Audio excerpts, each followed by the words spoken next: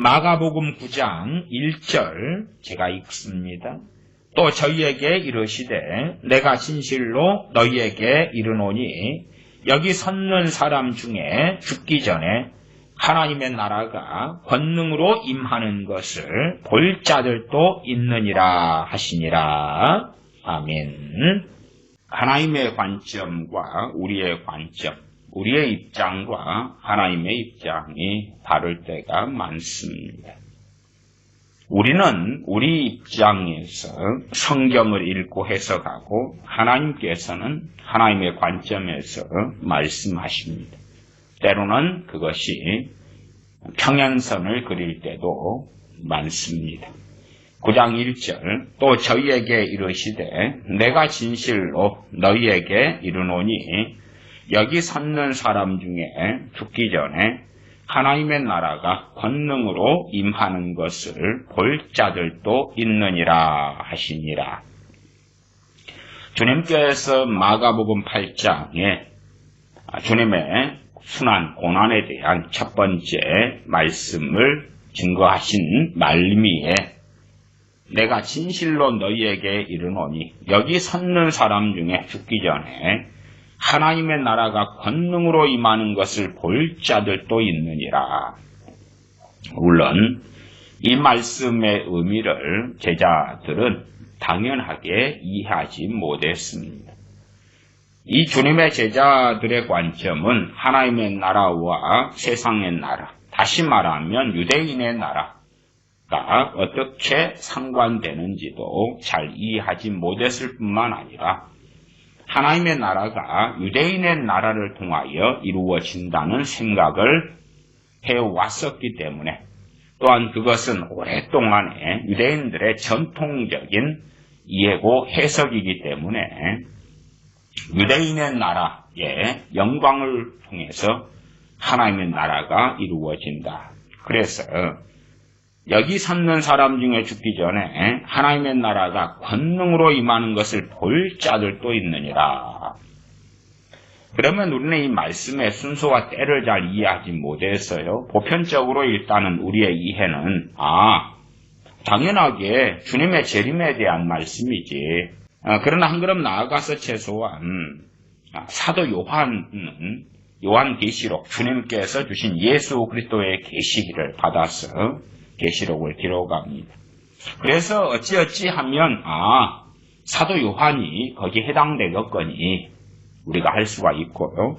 그 다음에 하나님의 나라가 권능으로 임하는 것을 볼 자들이니까 당연히 사도 요한 한 명이 아니겠지요. 그래서 사도 요한 같은 경험과 체험을 그 외에도 최소 사도 요한 외에 한 명 이상이 했을 것이다. 그렇게 볼 수도 있겠습니다. 그런 해석이 충분히 가능하다. 저는 그리 봅니다. 그러나 사실은 제가 성경을 이 본문에 대하여서는 그 해석보다도 좀 더 비중을 두는 것은 뭐냐 하면 하나님의 나라가 권능으로 임한다는 것이 주님의 재림, 주님께서 그의 성도들과 함께 임하시는 것, 천군 천사와 함께 오시는 것이 하나님 나라가 권능으로 임하는 것이냐, 저는 그렇게 보지 않고 주님께서 하나님 나라가 이미 왔다고, 하나님 나라가 너희 안에 있다고 말씀하신 것이 권능 있게 이루어지는 것을 의미한다. 그렇게 봅니다. 주님의 사도들 제자들이라도 자동적으로 하나님과 동행하게 된 것은 아니다. 자동적으로 성령 충만을 보장받는 것도 아니다. 심지어 주님의 사도기 때문에 그들의 믿음이 자동적으로 끝까지 유지되는 것이 결코 아니다. 그 말입니다. 그런 면에서 이들이 참으로 주님의 제자들, 사도들로서 전부는 모르지만 그래도 꽤 정말 그들 안에 이루어진 하나님의 나라를 보고 나아가서 그들 주변으로 광범위하게 퍼져가는 하나님의 나라가 이루어지는 것을 보는 것이지 않는가. 저는 그렇게 해석하는데 좀 더 비중을 둡니다. 물론 거기에는 저의 개인적인 체험도 상당히 작용합니다. 왜냐하면 저도 신앙의 여정 속에서 하나님의 나라가 참으로 권능 있게 임하고 있구나. 첫째는 내 자신과 내 주변이 그렇구나 하는 것을 체험하고 경험할 때가 있었습니다. 그래서 여기가 천국인가? 물론 세상적인 삶에서는 돈도 없고 가난하고 비천하고 세상적으로 무능하고 그러나 그것과는 상관없이 참으로 내가 주님 안에 주님께서 내 안에 계시는 것을 이게 참으로 하나님의 나라구나. 하나님의 나라의 도래가 무엇인가? 참으로 주님께서 오셔서 십자가만 지시고 죽으시고 부활하신 다음에 천국으로 그냥 가버리신 다음에 너희들 알아서 해라가 아니라 그의 성령님을 부으시면서 우리에게 주시려고 하셨던 하나님의 나라의 임함이 무엇인가 하는 것을 이제는 맛배기를 좀 보아서 알겠다 하는 경험과 체험들이 있습니다. 물론 그것도 어떤 사람들이 말하는 잠깐 기도하다가 입신했다거나 임재 체험이 있었다거나 기름 부음이 있었다거나 집회에서 회개가 터졌다거나 그런 걸 이야기하는 게 아닙니다. 꾸준하게 기도하고 말씀 묵상하고 주님 앞에 거하고 죄와 씨름하고 싸우고 그러는 계속된 여정 가운데 누리게 되는 하나님의 관계 속에서의 하나님 나라와 도래를 경험했다 그 말이지. 그 경험도 그냥 반짝 오늘 입신했어. 오늘 천국 지옥 갔어가 아니라 긴 기간들을 말씀드리는 것입니다. 지금 찬양을 좀 불렀는데 마음이 울컥해. 기도를 하는데 저희가 깨달아지면서 막 회개가 일어나. 그런 것을 저는 말씀드리는 게 아닙니다. 긴 시간 동안 일어나는 하나님의 나라의 도래를 말씀드리는 것입니다. 이미 주님께서 이 땅에 오시면서 하나님의 나라는 이 세상에 임하였습니다. 그러나 우리 믿는 사람들이 세상에 취해 살면 심지어 크리스찬이라 할지라도 우리들의 눈에는 세상 나라밖에는 보이지 않더라 그 말이 세상 나라가 전부인 것입니다. 그리고 이 세상 나라에서 발버둥 치고 살다가 천국에 들어가는 것이죠. 이 세상은 지옥 같았는데 또한 낙원보다 더한 천국에 입성하는구나. 좋다. 그러나 최소한 이 땅에 살면서 하나님의 나라의 임함이 어떤 것인지 우리 믿는 사람들은 누리고 경험해야 합니다. 주님 안에서 누리는 안식이 어떠함을 누려야 합니다. 그래서 세상 속에 있더라도 구별되는 것이 뭔지, 구분되는 것이 뭔지, 거룩한 것이 뭔지, 우리가 세상과 분리되려고 발버둥 치는 거룩이 아니라 주님께서 내 안에 계셔서 일어나는 그 거룩이 무엇인지를 알고 이 땅에서 하나님의 나라의 도래를 나는 누리고 있구나. 그것이 뭔지 알겠구나. 그런 가운데 때가 되어 부르심 받아서 천국에 입성해야 됩니다. 나는 주님을 믿었는데 그런데 참 지옥 같다. 사는 게 사는 것이 아니다. 빨리 좀 나를 천국에 데려가시지. 혹은 빨리 주님 재림하세요. 이 세상은 지금 난리입니다. 난리. 고통스러워요. 힘들어 죽겠어요. 직장이 없어요. 실업했어요. 빚이 많아요. 자녀들이나 무엇이나 난리예요. 그러니 하나님 너무 괴롭고 고통스러워요. 빨리 주님 재림하세요. 그래서 나 휴거시켜서 뿅 데려가세요. 그렇게 이 세상의 삶 속에서 하나님의 나라가 임하고 권능으로 임하는 것을 누리지 못하는 사람들이, 알지 못하는 크리스천들이 너무나 많더라. 물론 주님께서는 여기 섰는 사람 중에 그렇지 여기 섰는 사람 모두가 그렇게 말씀하신 게 아닙니다. 왜 각자가 자신의 신앙을 책임지고 주님 앞에 서서 살아가야 하기 때문에 그렇습니다. 그러니까 9장 1절 대상에 되는 사람 가운데는 당연히 여기 섰는 사람 중에라고 말할 수밖에 없는 것은 모두 다가 아닌 것은 가룟 유다가 그 자리에 있는 것 아닙니까? 최소한 해당될 수가 없지요. 세례 요한이 회개하라, 천국이 가까웠다. 다른 말로 회개하라, 하나님 나라가 가까이 왔다. 주님과 주님의 사도들도 회개하라, 하나님 나라가 가까이 왔다. 회개하라, 천국이 가까이 왔다. 그랬습니다.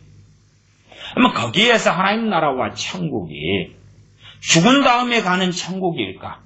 아니면 이 세상에 도래한 하나님의 나라일까? 이 세상에서 도래한 하나님의 나라는 주님께서 내가 너희 안에, 너희가 내 안에, 또한 우리가 주님의 가지가 되었어. 나는 포도나무여 너희는 가지니 나를 떠나서는 너희가 아무것도 할 수 없느니라. 포도나무 대신 주님께 붙어가지고 살아가는 삶. 그게 하나님의 나라의 도래.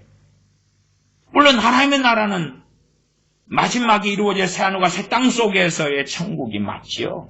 또한 죽은 다음에 가게 되는 천국이 맞습니다. 그러나 과연 세례 요한과 주님의 사도들이 회개하라, 하나님 나라가 가까이 왔다 했을 때 하나님의 나라는 최소한 중의적이고 두 가지를 다 포함하고 거기에서 하나님의 나라가 이 세상에 도래한 하나님의 나라의 대부분 핵심 포인트와 중심을 두고 있는 것입니다. 그러나 많은 믿는 사람들은 탐심은 우상숭배니라 그 탐심 탐욕으로 인하여서 우상을 숭배하고 살아가니까 내가 하나님 믿고 주여 주여 하는데도 세상 사람보다 더 불행해. 성령님이 마시면 사랑과 희락과 화평과 오래 참음 자비 양선 충성 온유 절제가 성님의 열매를 맺힌다는데 나는 불행하거든. 살기 싫거든. 비참하거든. 이것이 믿는 삶이라는 건가? 내가 예수님 믿은 지 오래돼서 차마 신앙은 못 버리겠고 죽을 날도 다가와서 죽은 다음에 천국은 가야 되겠어서 또한 신앙의 매너리즘과 습관적인 신앙으로 인하여서 어차피 지금에 와서 집사고 권사고 장로 직분까지 받았는데 나 하나님 안 믿어.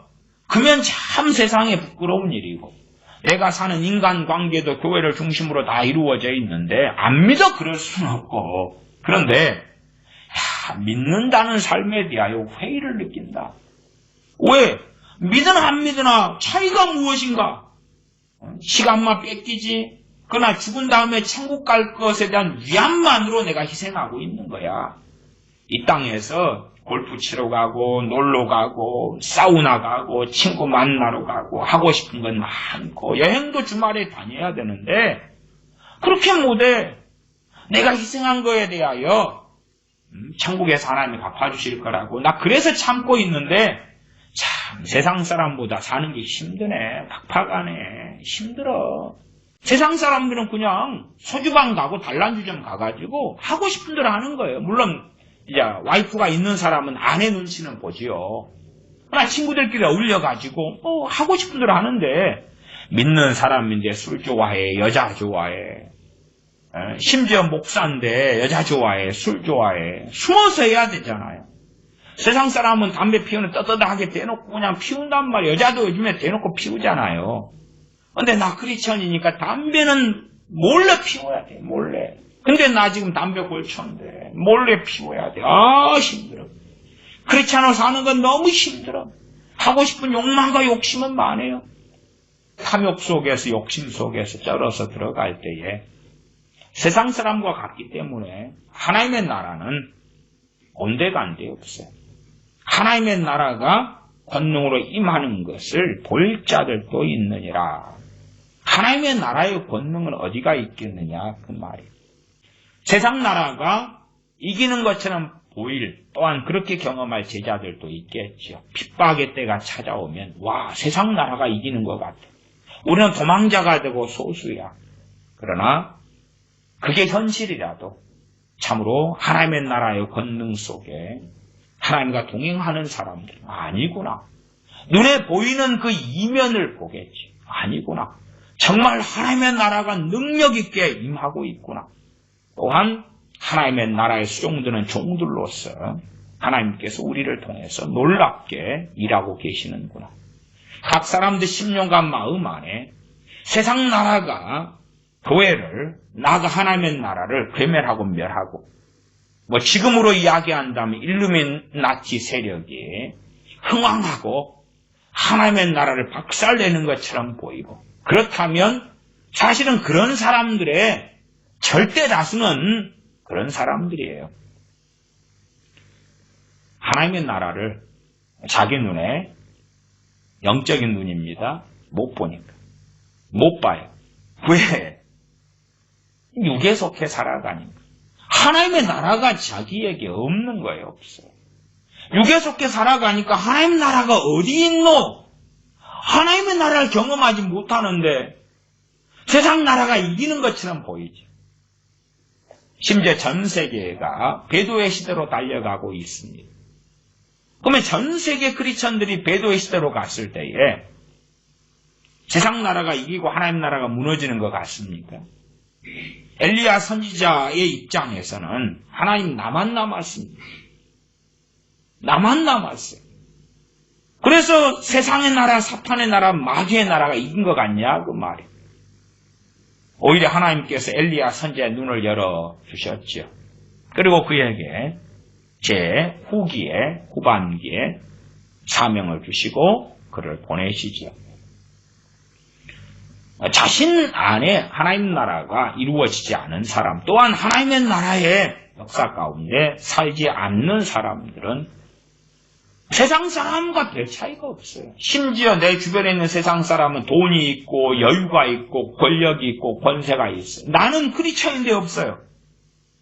누가 더 행복하냐 그럴 때에 그런 나인 크리스천의 눈에 볼 때에 저 불신자가 더 행복한 거예요.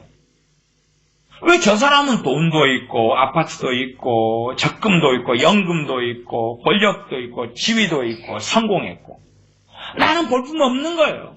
돈도 없고 재산도 없고 연금도 없고 적금도 없고 나는 볼품 없는 거예요. 사회적으로 지위도 없고 능력도 없고. 그래서 우리 크리스천들이 스스로 증명하는 거예요.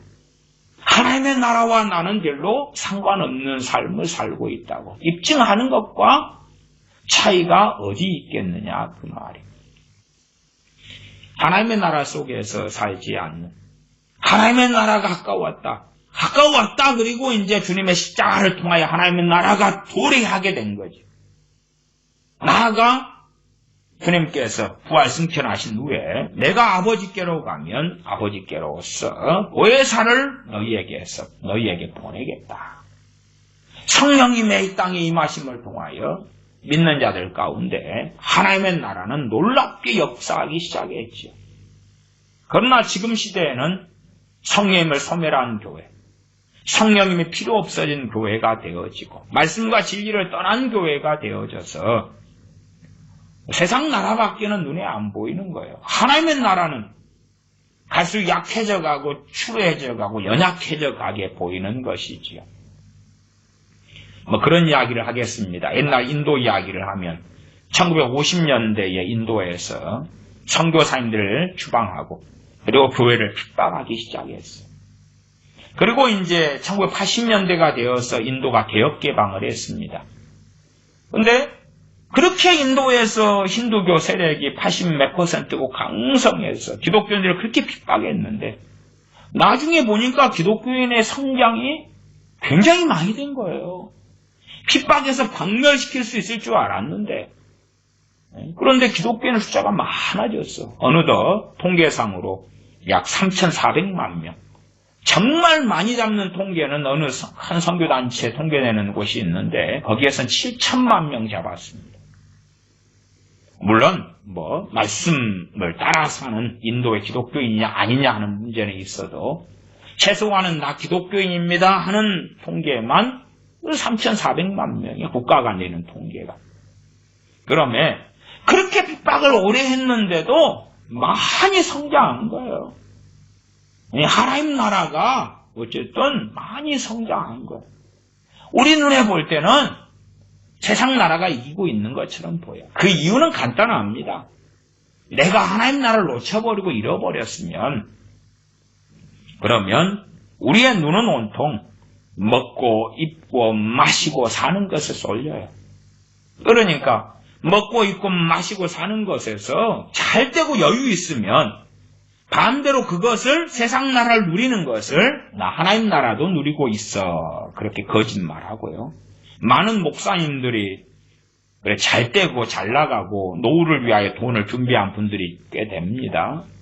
그런 분들은 하나님 나라가 이미 사라지고 실종됐어도 세상 나라가 준비됐기 때문에 여유 있고 하나님과 관계도 좋다고 생각해요. 병들면 병원에 가면 되고 노후연금 있고 존경이 있으니까 그렇지요. 그러나 내 손이 비어봤을 때에 그때 되면 명확히 드러나죠. 내가 하나님 나라를 소유했는가 그렇지 않는가. 하나님 나라를 내가 가지고 있는가 그렇지 않는가. 하나님 나라가 권능으로 임하는 것을 볼 자들도 있느니라. 단지 주님의 재림? 사실은 사도들은 다 순교당했고 또한 늙어서 사도 요한은 천국에 들어갔으니까 아직 주님께서는 재림 안 하셨으니까 그래서 일반적인 해석이 사도 요한이 밤모섬에 유배당할 때에 요한계시록의 환상을 본 것으로 많이 해석들 하고요. 또 그렇게 해서 하나님 나라가 권능으로 임하는 것을 그런 주님의 재림을 통해서 임하는 하나님의 나라를 많이 이야기하지만 저는 그렇게 보지 않는다고 말씀드렸습니다. 그렇게 보는 것도 인정한다. 타당성이 있다. 다 틀린 건 아니다. 최소한은 중의적이다. 그리고 더 비중 있는 하나님의 나라는 주님께서 이 땅에서 계속 전하셨던 그 하나님의 나라다. 사도 바울이 계속 증거했던 그 하나님의 나라가 되는 것입니다.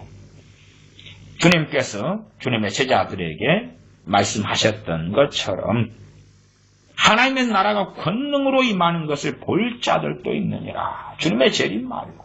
아니 이 땅에서 하나님의 나라의 도래를 누리지 않고 사는데 주님의 재림 기다려서 주님 재림하신 다음에 주님 만나면 그래 잘 살아서 고생했어. 그렇게 해주실 것 같으냐 그 말이 안 그렇습니다.